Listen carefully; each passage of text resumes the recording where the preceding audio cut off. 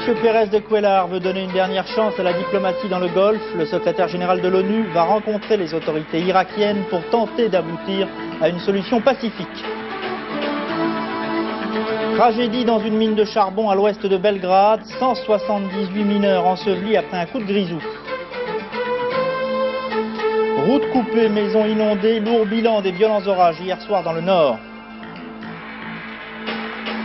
Automobile, Ayrton Senna prend ses distances sur Alain Prost au classement du championnat du monde, le Brésilien vainqueur du Grand Prix de Belgique. Bonsoir. Tragédie dans une mine de charbon en Yougoslavie. Un terrible coup de grisou la nuit dernière a fait officiellement 8 morts et il n'y a guère d'espoir de retrouver vivants les 170 mineurs qui sont toujours coincés au fond de la mine. Gérard Pinson. Ici, à Dobrnja, à 200 km au sud-ouest de Belgrade, le coup de grisou de la nuit dernière a donc sans doute provoqué la plus grave catastrophe de l'histoire des mines yougoslaves. Les sauveteurs n'ont pas encore pu descendre bien loin dans les galeries qui s'enfoncent à 200 mètres sous terre. Près de la sortie, ils ont localisé 8 cadavres, mais plus profondément, ils n'ont plus aucun espoir pour les 170 autres mineurs. L'explosion a été d'une incroyable violence. Peu avant minuit, elle a été entendue dans un rayon de 15 km et a tout pulvérisé dans les galeries jusqu'à d'énormes poutrelles de béton. Dans cette mine toute neuve, puisqu'elle n'a été ouverte qu'en 1985, on extrayait 2000 tonnes de lignite chaque jour. Le lignite, un charbon pauvre, 3 fois moins calorifique que la houille, mais à forte teneur en matière volatile, et c'est bien là le drame. Accumulation de méthane, poussière en suspension, et ce fut la catastrophe. Autour des puits de mine, les familles veulent encore croire au miracle, puisqu'aucun corps n'a encore été remonté. Hier soir, 178 mineurs étaient descendus dans la mine de Dobrnja. Probablement le dernier espoir d'une solution politique et pacifique dans la crise du Golfe. Le secrétaire général des Nations Unies, M. Pérez de Cuéllar, va rencontrer prochainement les autorités irakiennes et même peut-être Saddam Hussein, dans l'espoir d'ouvrir une difficile négociation sur le problème du Koweït. Commentaire de Philippe Pister. J'invite aujourd'hui le ministre irakien des Affaires étrangères Tarek Aziz à me rencontrer de toute urgence. L'appel au dialogue de Javier Pérez de Cuéllar hier soir dans la capitale colombienne. Réponse presque immédiate du président irakien. Le secrétaire général de l'ONU est toujours le bienvenu en Irak. Réponse avenante, certes, mais qui ne présage pas nécessairement un dialogue fructueux. Jusqu'à maintenant, les Irakiens ont rejeté toutes les résolutions du Conseil de sécurité. Leur position n'a pas changé. Le rattachement du Koweït est irréversible. Pourtant, la possibilité même de cette rencontre, la volonté de Javier Pérez de Cuéllar de s'engager personnellement, est une nouvelle illustration du grand retour de l'ONU à l'occasion de cette crise du Golfe. En moins d'un mois, l'Irak a fait l'objet de 5 résolutions, partant de la condamnation de l'invasion du Koweït. Pour arriver à cette première historique hier, le Conseil de sécurité brandit la menace de la force pour faire respecter ses décisions. Mais surtout, une résolution votée grâce aux soviétiques. Un comeback donc de l'ONU, résultat de l'effondrement des blocs et de la volonté d'entente des deux superpuissances, notamment sur les conflits régionaux. Notre invité, Michel Joubert, ancien ministre des Affaires étrangères. Sur ce point précis, Monsieur Joubert, oui. Quelle peut être la négociation, sachant que d'une part, Saddam Hussein considère l'annexion du Koweït comme maintenant irréversible, et alors que les États-Unis ont fait du retrait des troupes irakiennes un préalable à toute discussion. Bon, écoutez, saluons quand même cette initiative, parce que ça fait 3 semaines que la voie est ouverte à tous les va-t-en-guerre, les jusqu'au-boutistes, ceux qui veulent, souvent en mobilisant beaucoup plus jeunes que soi, bien entendu, qu'on en décousse. Alors, bon, allons-y, mais sachons où nous allons. Alors, il s'agit là d'une négociation, semble-t-il, sur le Koweït, mais c'est pas ça qui est en cause aujourd'hui. Alors, en 2 mots, pour pas parler trop longuement, il y a eu l'Iran qui a menacé l'équilibre de cette zone, par sa puissance politique et militaire. Alors on s'est servi de l'Irak pour arranger les choses à notre profit, et maintenant c'est l'Irak qui se sent pousser les ailes de la suprématie et qui a probablement aujourd'hui d'abord des armes chimiques et qui aura demain l'arme atomique. C'est ça la véritable question aujourd'hui qui agite tout le monde de façon aussi violente et désordonnée. L'enjeu de ce conflit, selon vous, c'est la volonté de Washington de réduire toute influence irakienne sur cette région du Golfe, de réduire Saddam Hussein au silence, oui, bien sûr. Et surtout de réduire toute puissance militaire de l'Irak. C'est évident depuis le début. Pour résoudre le conflit dans le Golfe très précisément, quelle peut être la négociation, quelle peut être l'issue aujourd'hui? Il n'y en a qu'une qui est possible, c'est d'obtenir justement de l'Irak, mais il faudra lui donner des garanties, des ouvertures,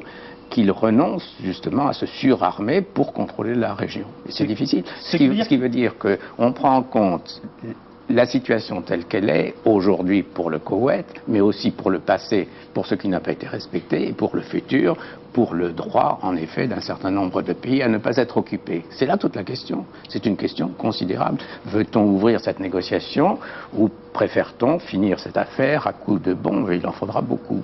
Et les suites, je dis, les suites de tout cela, si on bombarde, alors seront dramatiques parce que le monde musulman je dis, et le monde arabe se soulèveront en effet contre la présence occidentale aussi visible. Ce que l'Iran a laissé entendre aujourd'hui par l'intermédiaire de M. Rafsanjani. Ah oui.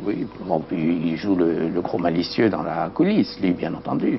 Mais c'est évident qu'il n'a pas besoin de regarder beaucoup ce qui se dit d'écouter ce qui se dit autour de lui pour savoir qu'il y aura une réaction qui sera durable, profonde, violente et qui se portera jusque sur le territoire des États-Unis. Un mot sur le face-à-face installé aujourd'hui entre l'Irak et les Nations Unies, poussé par Washington. À qui profite la guerre des nerfs qui a commencé? Mais écoutez, je trouve d'abord que cette initiative de M. Pérez de Cuéllar est excellente parce qu'elle montre deux choses. D'abord qu'il y a peut-être une logique de guerre qui est la logique iranienne, une autre logique de guerre qui est la logique des États-Unis, mais qu'il y a aussi probablement une logique de négociation et que cela, nous ne devons pas le négliger. Alors il y a probablement une possibilité de parler aujourd'hui utilement, je ne sais. Simplement, je vous signale que l'Union soviétique aujourd'hui... Nous allons y venir, oui. Oui, ben alors on en parlera plus tard, si vous voulez. Mais ça se relie à cette manœuvre de la dernière chance, c'est-à-dire n'ayons pas l'imprudence, et je crains que beaucoup d'hommes politiques aient eu cette imprudence, de nous livrer systématiquement, de nous engager, de nous encager dans une logique de guerre. La France et l'Union soviétique ont appelé aujourd'hui encore justement à un règlement politique de la crise du Golfe, l'URSS qui a fait savoir, et c'est ce à quoi vous faisiez allusion Monsieur Jobert, qu'elle n'avait pas l'intention d'employer la force contre l'Irak à Moscou pour la 3 reportages de Jérôme Catala et de Dominique Duchâteau. C'est plus que jamais dans le cadre de l'ONU qu'il faut trouver une solution politique à la crise du Golfe. Une formule qui résume bien la position franco-soviétique exprimée dans une déclaration commune cet après-midi. Car l'URSS poursuit son idée, l'ONU, toute l'ONU, mais rien que l'ONU. Nous allons nous acquitter de notre part de responsabilité afin d'assurer l'application de la résolution 665, mais en ce qui concerne l'emploi de la force, ce n'est pas dans nos projets. En résumé, que ceux qui ont envoyé des forces là-bas agissent, Moscou attendra une éventuelle décision du comité d'état-major de l'ONU. Une position qui a évolué mais qui reste un peu en retrait, comme nous l'a confirmé Roland Dumas. C'est une façon pour l'URSS de faire des petits pas et de mesurer à chaque fois la distance qu'elle peut parcourir dans ce domaine qui est délicat pour elle, compte tenu de ses relations privilégiées avec le monde arabe et ultra privilégié avec l'Irak. Mais c'est en même temps une façon de participer à l'organisation nouvelle de l'ordre international. En attendant, Moscou a proposé la tenue d'une conférence internationale sur la crise du Golfe, tout en envoyant un émissaire à Saddam Hussein avec qui les liens ne sont décidément pas totalement rompus. En 2 mots, Monsieur Jobert, à votre avis, quels sont les petits pas de l'Union soviétique? Dans quel sens vont-ils? Écoutez, l'Union soviétique, qui était une superpuissance, est toujours une puissance régionale dans cette région-là. Donc elle est obligée d'être très attentive et elle ne veut pas dresser toute l'opinion arabe contre elle aujourd'hui. Musulmane, donc notamment. Oui, c'est ça, musulmane, et dans son propre intérieur, en quelque sorte. Donc ils sont obligés de faire du travail très fin. Et de ne pas décourager les Nations Unies. Et pour eux, ne pas décourager les Nations Unies, c'est accepter de voter avec les autres. De là à envoyer des bateaux de guerre dans le Golfe, il y a un pas considérable. Alors je ne sais pas si pour M. Roland Dumas c'est un petit pas ou un grand, mais apparemment ce pas-là, l'Union soviétique n'a pas envie de le franchir aujourd'hui. Votre sentiment, la France a eu raison ou a eu tort d'envoyer le Clémenceau et d'envoyer, nous allons le voir dans un instant, des parachutistes dans le Golfe? Écoutez, chacun fait ce qu'il veut. Je dis ce qui est grave, c'est de se situer dans une logique de guerre qui n'est pas la nôtre. Prendre le dossier des autres. Et ce dossier est un dossier extrêmement dangereux et à long terme. Et par conséquent, il faut savoir ce que nous voulons. Nous, jusqu'ici, j'ai cru comprendre que notre logique était une logique de conciliation avec les Nations Unies. Alors pourquoi allons-nous nous associer à des préparatifs, des déclarations, Dieu sait si elles sont en l'emporte-pièce, qui ne correspondent pas du tout à notre position? Pourquoi? Même Mme Thatcher, qui ne pariera pas un shilling, elle l'a dit sur la mission de M. de Cuéllar, même elle a fait des déclarations formidables, mais elle a envoyé très peu de gens. Alors justement, ce matin, le 1er régiment de hussards parachutistes a quitté Tarbes pour Abu Dhabi dans les Émirats. Mission instruire et soutenir les armées locales. À Tarbes, reportage d'Éric Nedjar. Vous allez remplir une mission qui vient d'être fixée aux armées par le président de la République. Lors de sa dernière conférence de presse, François Mitterrand avait en effet annoncé que la France répondrait à toute demande d'assistance qui serait formulée par un pays concerné par la crise du Golfe. Les Émirats arabes ont répondu à cette demande. Aujourd'hui, 162 parachutistes du régiment de Tarbes ont quitté l'aéroport de Blagnac, direction Abu Dhabi. Leur mission? On part avec une mission d'instruction. C'est notre mission première, et puis on va représenter la France dans cette partie du monde qui effectivement est un peu en ce moment incertaine, mais on va apporter notre savoir-faire, je dirais, technique et tactique à des soldats des pays Émirats arabes. Avec ces 162 militaires, tous des engagés, certains ont déjà participé à des opérations au Tchad, au Liban ou encore en République centrafricaine, 16 véhicules légers de reconnaissance et d'appui ainsi que 8 Jeep P4 dotés de missiles Milan seront acheminés à Abu Dhabi. Un matériel sophistiqué, repeint pour l'occasion aux couleurs du désert, qui en dit long sur la nouvelle politique du gouvernement français quant à la crise du Golfe. Sur le terrain, en Irak et au Koweït, où les ambassades sont toujours encerclées, c'est le mot fuite qui reste ce soir à l'ordre du jour. Fuite à la frontière jordanienne et maintenant fuite aux frontières iraniennes et syriennes. Mathilde Pradier. La Syrie ouvre ses portes. 7 Britanniques et un Australien ont quitté l'Irak pour trouver refuge en Syrie. Damas a ouvert la frontière avec l'Irak après 10 ans de rupture des relations diplomatiques. Au poste frontière, on a reçu des consignes, tout arabe ou étranger qui voudrait fuir l'Irak serait accueilli. Autre vanne exceptionnelle qui s'ouvre pour le flot des étrangers, celle de l'Iran, qui autorise le passage en transit des étrangers du Koweït et de l'Irak. Alors qu'en Jordanie, plus de 25 000 réfugiés, des Égyptiens en majorité, se trouvent maintenant massés à la frontière. Ils sont acheminés progressivement vers le port d'Aqaba. Les autorités jordaniennes contrôlent donc leur arrivée massive. Mais devant la pénurie d'eau, de vivres et de moyens d'accueil, la CEE et Médecins sans frontières ont convoyé une aide d'urgence. Le CICR organise un camp d'hébergement. Par la frontière turque, 12 Européens, des Danois, des Portugais, des Suédois ont pu quitter l'Irak et le Koweït, pour la plupart des membres de familles de diplomates en poste à Koweït City. Mais c'est la fuite des réfugiés des Pakistanais en majorité qui devient un véritable cauchemar. Il n'y a aucune structure d'accueil. Les autorités turques craignent que le transit des 100 000 Pakistanais ne se transforme en catastrophe.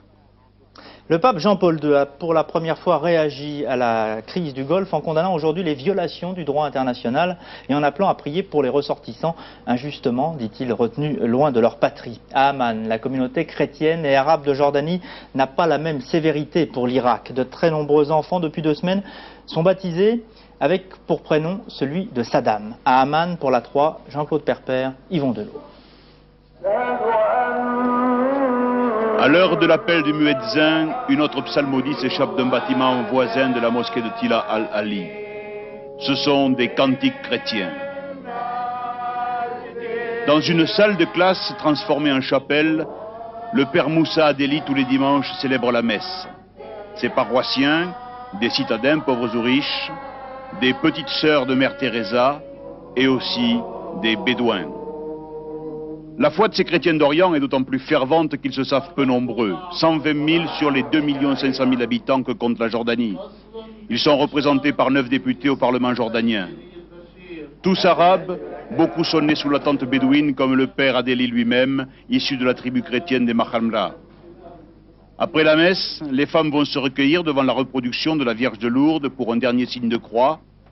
Les hommes, dans le bureau du prêtre, s'inquiètent des affaires de la paroisse ou comme ici, commentent la situation politique. En tant que chrétien, l'Occident doit travailler pour la paix et non tuer des Arabes. C'est la troisième fois que l'ONU envoie des forces pour lutter contre nous. Le Christ a dit « Laissez venir à moi les petits-enfants ». Et les chrétiens d'Occident, eux, veulent affamer les femmes et les enfants arabes. Le père Adeli est aussi le directeur de Caritas en Jordanie. Tous les jours, il accueille au siège de l'organisation caritative les réfugiés d'Irak et du Koweït, philippins, mais aussi égyptiens ou yéménites, qu'il loge, nourrit, assiste, offrant à tous les fruits mûrs de son jardin. Pour les réfugiés. Pour les réfugiés. C'est vraiment très bien. Comme la quasi-totalité de ses ouailles, le père Moussa Adeli condamne ce qu'il appelle l'agression de l'Occident. C'est une guerre de pauvres gens contre les capitalistes. Ou bien disons, c'est une guerre des capitalistes contre les pauvres gens qui sont dans les pays arabes. Les chrétiens et les musulmans, si vous faites un sondage, ils vous disent Saddam Hussein, c'est un héros qui va faire l'unité de tous les pays arabes.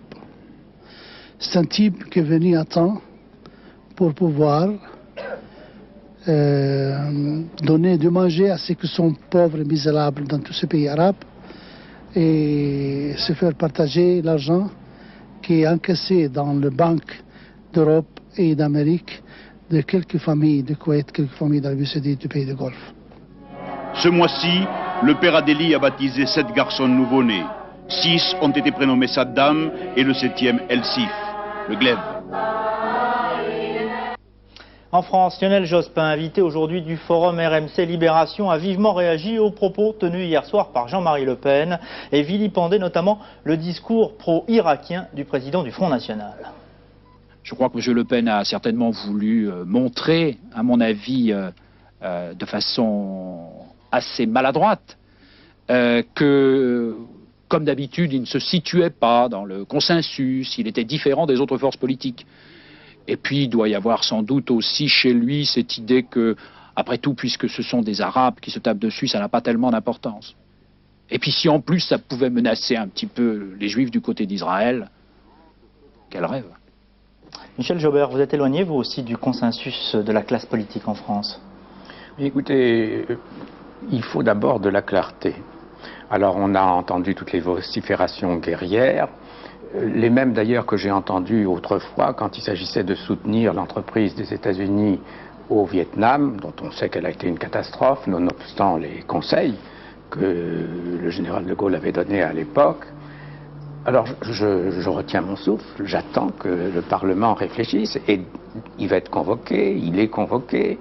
Je n'ai rien à redire à cela, mais il va falloir se déterminer dans la clarté. Alors est-ce qu'on est pour la logique des Nations Unies, qui est une logique de conciliation et d'équilibre, ou est-ce qu'on est pour la logique de l'intervention musclée des États-Unis?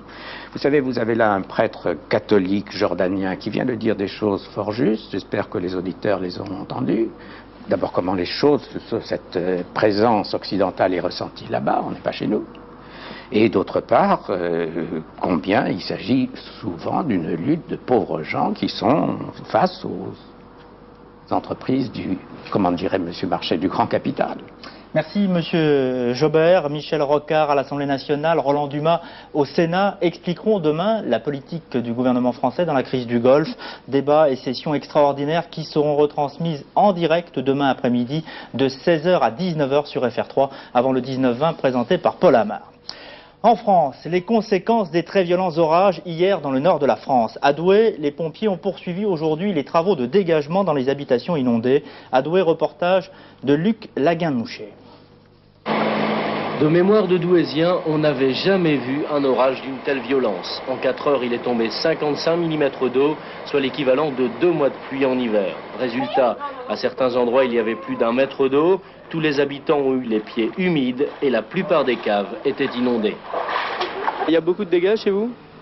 Si vous voulez rentrer, vous regardez à la cave. Il y a le congélateur qui flotte, quoi. Tout est perdu, quoi.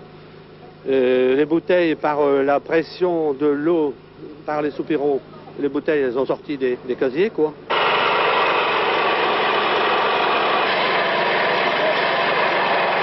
Oui, il y a une Mercedes 500 et puis mon cabriolet 205 en dessous. Alors le congélateur qui se balade, la machine à laver, enfin bref. C'est pas mal pour aujourd'hui. Pendant l'orage, des milliers de foyers ont été privés d'électricité et les pompiers ont reçu plus de 800 appels. Mais priorité a été donnée aux services publics. Ainsi, ils sont intervenus dans 2 cliniques où les blocs opératoires étaient inondés et ils ont maîtrisé un début d'incendie dans l'hospice de la ville. Situé dans une cuvette, Douai a subi un phénomène comparable à celui de Nîmes, à la seule différence qu'ici, la ville est plate. Maintenant, il reste à chiffrer l'ampleur des dégâts avant d'aborder la phase d'indemnisation des victimes. Les sports, Formule 1, 25e victoire en Grand Prix cet après-midi pour Ayrton Senna. Vainqueur en Belgique, le Brésilien a creusé l'écart aujourd'hui sur son grand rival Alain Prost au classement du championnat du monde. Commentaire de Rémi Goudicelli. Après 2 départs annulés pour cause d'accident, le 3e est enfin le bon. Senna, une fois encore, est le plus rapide, suivi de Berger, Prost et de Boutsen. On ne pouvait rêver mieux pour assurer le spectacle sur l'un des circuits les plus rapides du championnat. Et au premier tiers de la course, Prost dépose Berger à la chicane. Senna reste le seul objectif devant à plus de 4 secondes. Pour les Williams-Renault, c'est déjà la fin. Boutsen, ici au volant, va abandonner peu après Patrese et transmission cassée.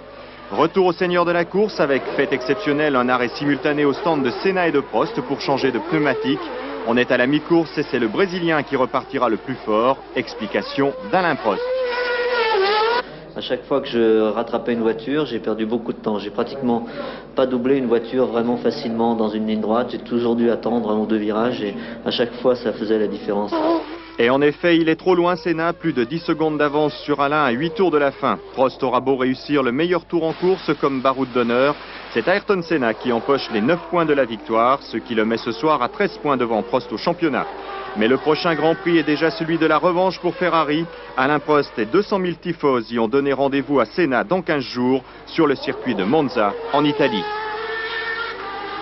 Nous venons de recevoir un document exceptionnel de nos envoyés spéciaux à Bagdad, en Irak, document qui justifie, je crois, d'arrêter le cours de ce journal. Nos envoyés spéciaux, Joël Hazard et Joseph Tual, ont pu rencontrer des ressortissants français qui sont détenus en otage au cœur de la capitale irakienne.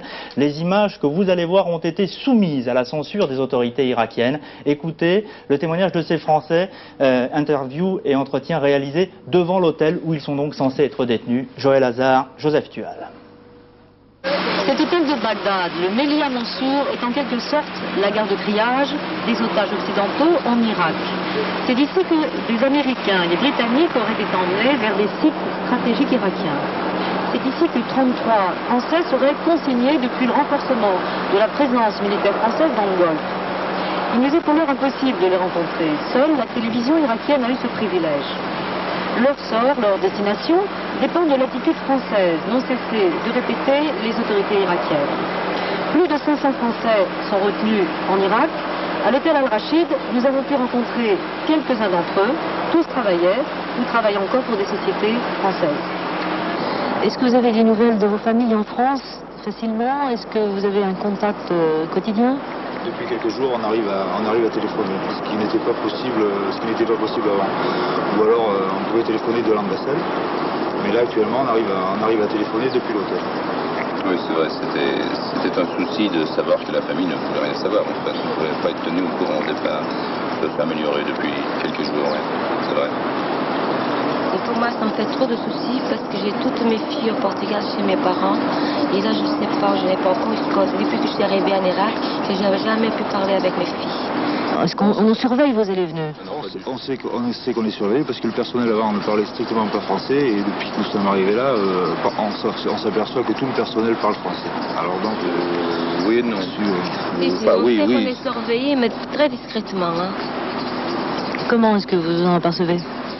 Parce qu'ils sont toujours en train de passer à la chambre, des fois pour mettre une serviette, pour venir contrôler le frigidaire, pour voir si on est là, pour des petites choses, de rien du tout, voilà.